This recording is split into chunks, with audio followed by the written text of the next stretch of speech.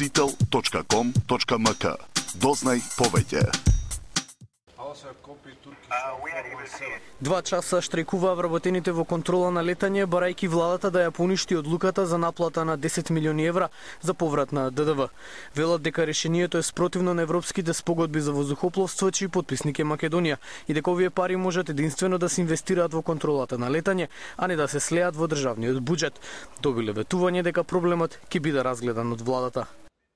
Максимално ќе се заложат да владата донесе позитивна одлука по нашите барања, односно да се спречи една голема грешка и една голема катастрофа. Кој не може да каже до кога системите на кои што работиме ќе функционираат. Тие се веќе стари повеќе од 9 години. Веројатно ќе дојдат оние проблеми со откази на тие средства, кои што ќе биде проблеми со платите.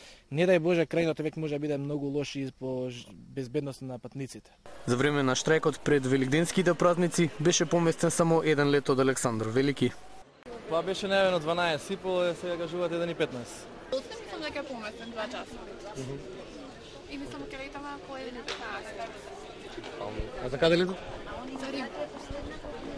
Од синдикатот на контрол на летање велат се подолго ќе траат штрајковите. Веќе следниот четврток од 9 до 19 часот, се додека не се најде решение за поништување на долгот.